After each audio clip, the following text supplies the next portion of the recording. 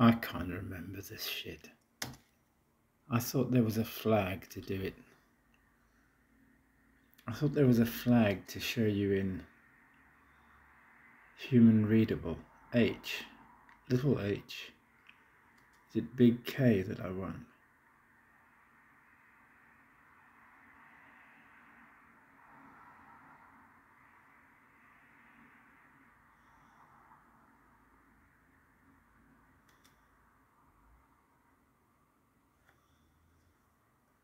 I don't remember K meaning that.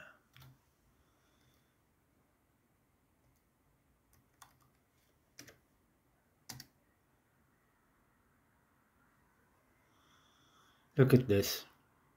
This is about file system semantics.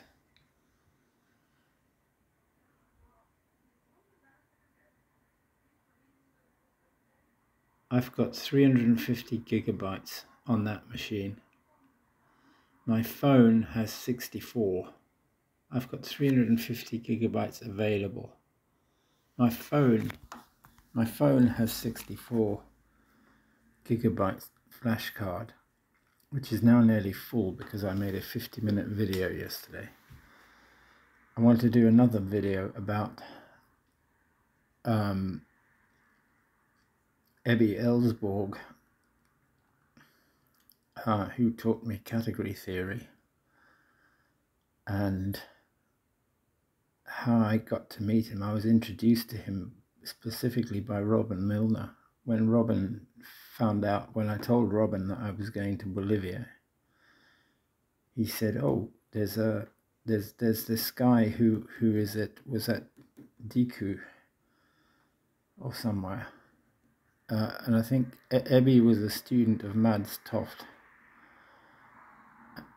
and then he went to Bolivia, and he worked for a GIS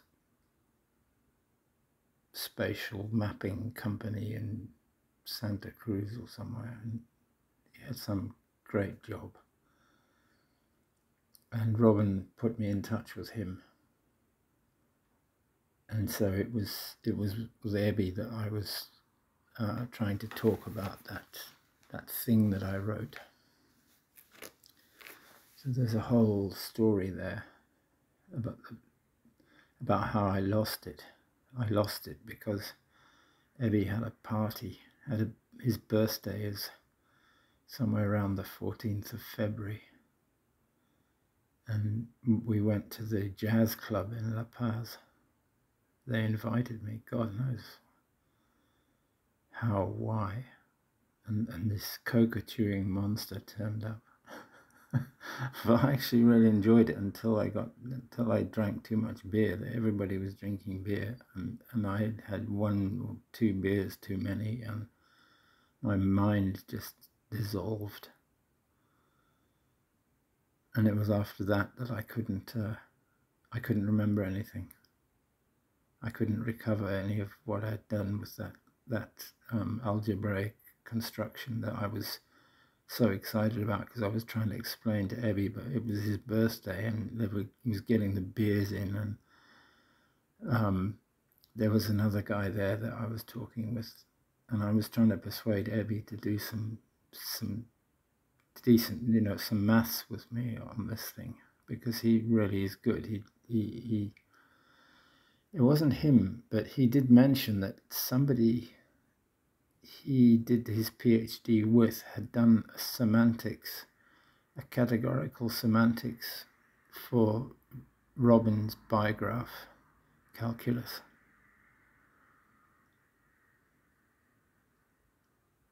And then the next day, Ebbe just said, a few days later, Ebbe just said to me, I said, I want to learn some category theory to do this. And he just said, oh, I'm going to do it in set theory. He didn't want to do this stuff. I suppose because I was acting like a madman. After his party, I sent him a message saying, have you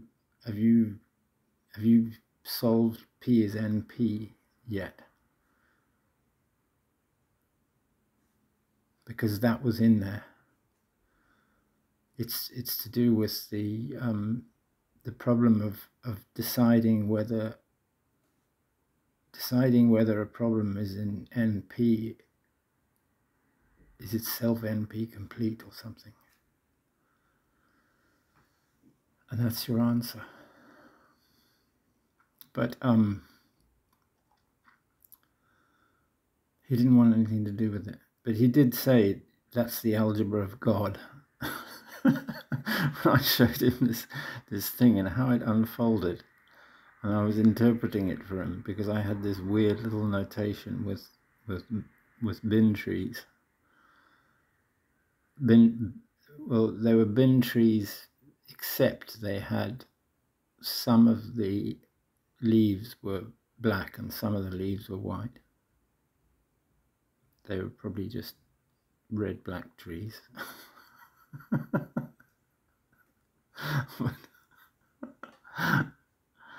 Because this is all, it all wraps up into 4 lines of standard ML, and I wrote those 4 lines, but I don't have access to that machine anymore. That the machine that was on when I was dosed with this datura or whatever it was, I threw all my stuff away.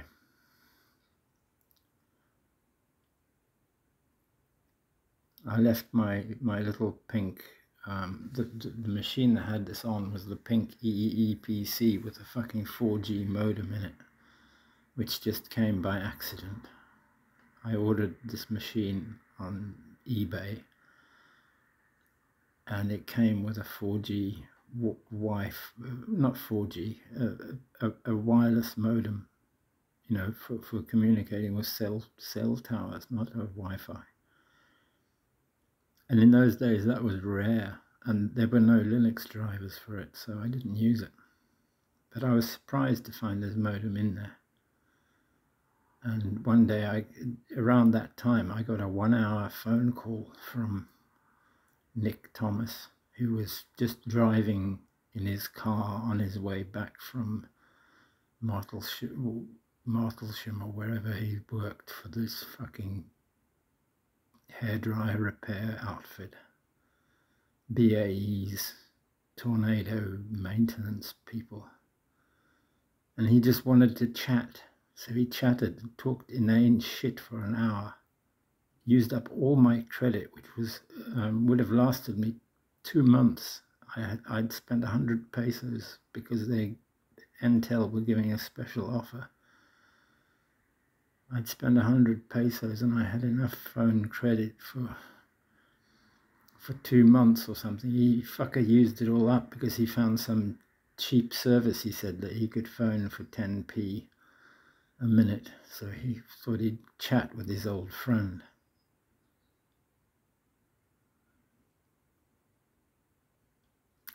And I'm just wondering if that was just an exercise to get me out in the yard, away, because I was in a house with a tin roof, get me out in the yard for an hour while somebody made a change to an antenna and did something so that they could get at my book, because I'm such a special, lovely person and I'm so important. They wanted to look after me. But when I got back from that party at the jazz club,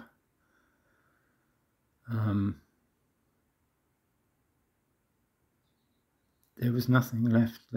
I couldn't find the breadcrumbs. I couldn't find the piece of paper I made the notes on. I couldn't find it. I was pretty sure I was actually typing them into the tech of the document I was working on. I couldn't find out which document it was. I couldn't reconstruct it.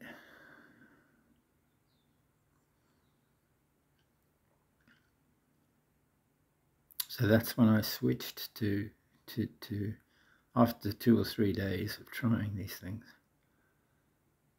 And I think during those days I did those days, or yeah, a bit afterwards, I wrote a higher order functor that called itself and redefined itself twice and all of that stuff. And I used it to produce a weird axiomatization of piano arithmetic that started with the exponent and then defined multiplication and addition in terms of the exponent. And that was the only concrete instantiation of this thing. And I did it partly by hand because I didn't have the infrastructure to be able to partially evaluate and things like that. I didn't even know about TDPE or anything like that. But if you put a TDPE, you put Olivia Danby's stuff into that functor, you'll get beautiful things to happen.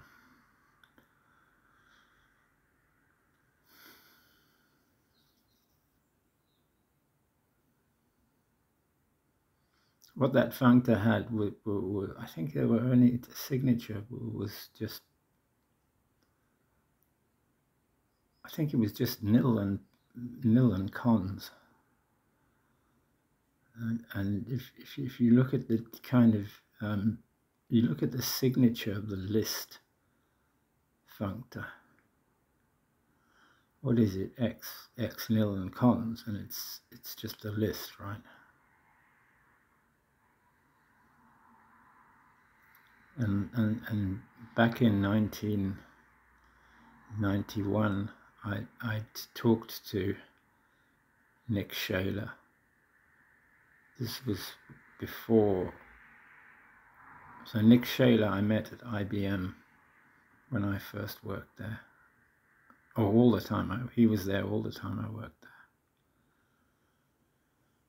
there.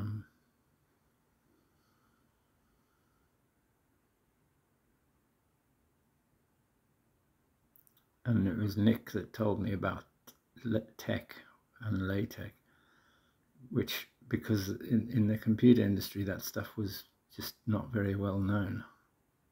But I thought it was wonderful that I could produce typeset maths with a command language. Till I learned the kind of machinations you have to go through to get it to be a half usable language. Oh God. So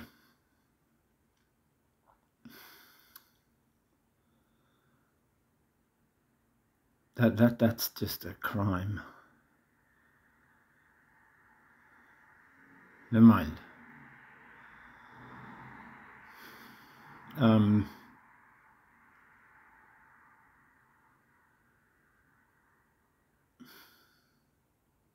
So where are we here? File system semantics, intermediate representations, Peter. So all I want, I mean, my phone has been connected all day yesterday. I started a copy process to copy my backup files, and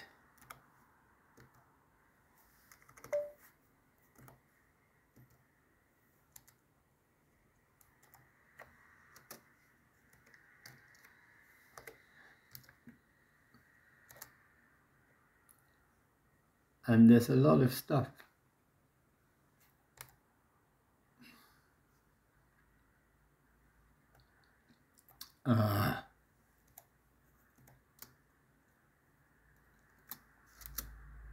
Oh, flipping heck, caps lock was on.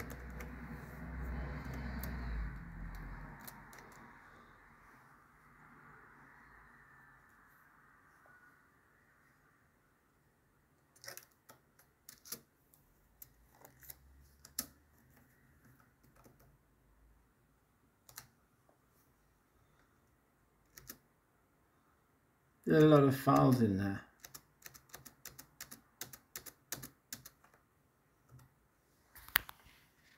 So Unix, when you want this, you have to do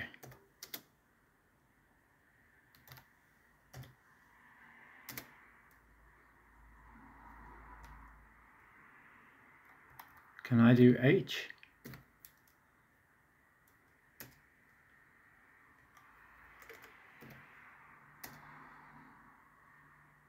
$50 gig of cards, 350 available. I started the copy, but it's only USB 2, so it's going to take about 3 or 4 hours. And it was happily copying away. It doesn't put too much strain on the phone. It doesn't put too much strain on the machine. It was just copying away. I uploaded one of those videos yesterday during the Institute of Arts and Ideas session, and poof,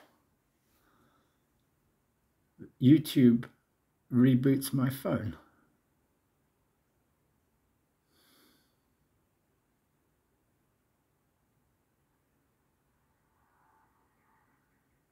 And the copy dies on here. And now I've got to start the copy again. Can somebody just quickly tell me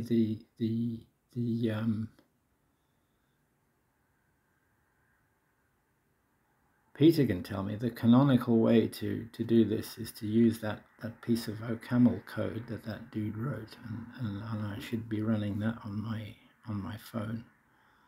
I presume it works. I can't remember what the name of that thing was. It worked quite well for syncing stuff, but you don't want to manually have to do these things, right?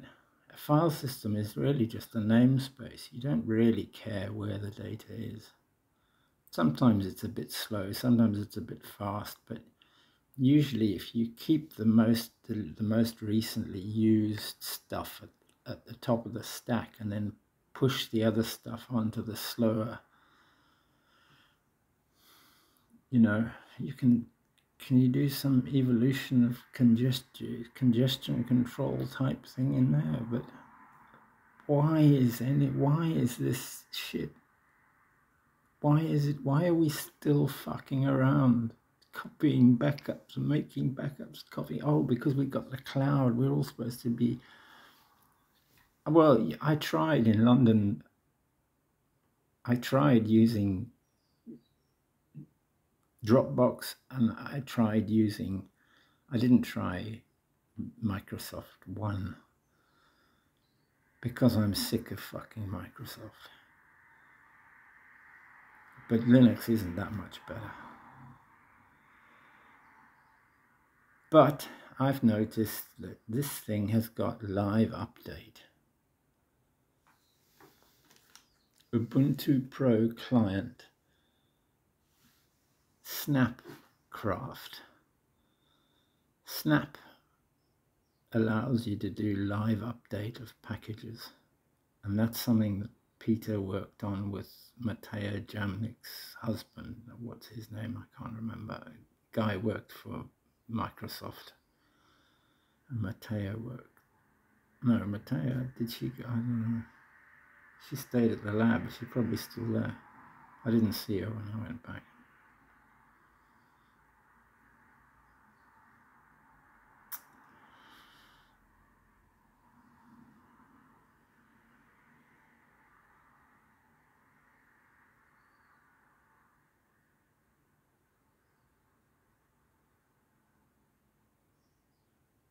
I think Marcus sent out a mail that I was going to be there at that particular time, and the only people around were Ross Anderson, some admin staff, Jiang He,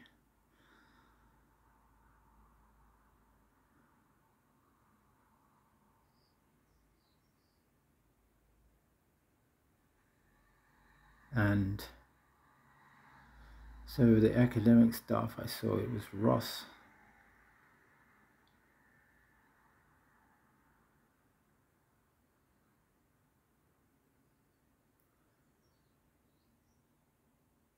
the user interface guy, I can't remember his name right now.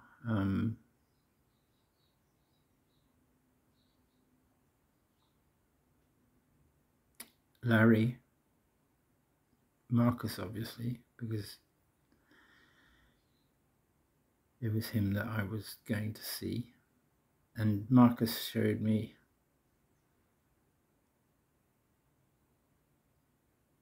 the office of, no, Peter Sewell had made a little shrine to Robin Milner in one of the corner alcoves. And there was no sign of Peter Sewell, but he did show me Peter's shrine for Robin Milner. So they have some kind of little meditation room in the corner.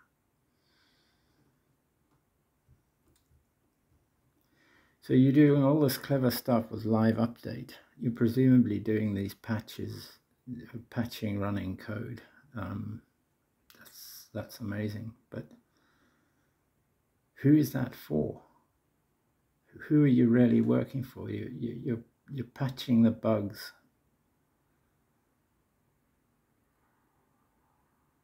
You're patching gateways in live as well? You would be. And you the whole fucking idea of concrete representation is crap-assed. And data management is a massive problem. Google, people are uploading, I'm uploading 50-minute videos. There are people who regularly stream games for 3 hours,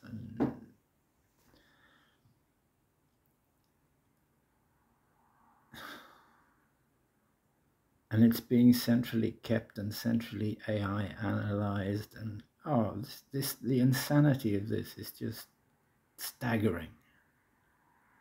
It's staggering. We've all lost our fucking minds.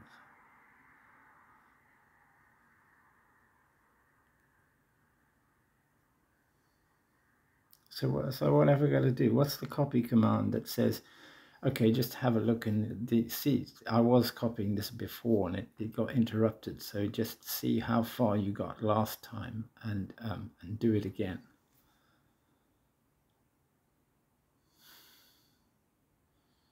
Don't redo all the stuff you've done already. Do that, but it's just a file system. Copy would have to treat it as a, I could write a script, but I thought we could, I thought we can write the world in 3 lines of higher order functors. Why can't we do some better software?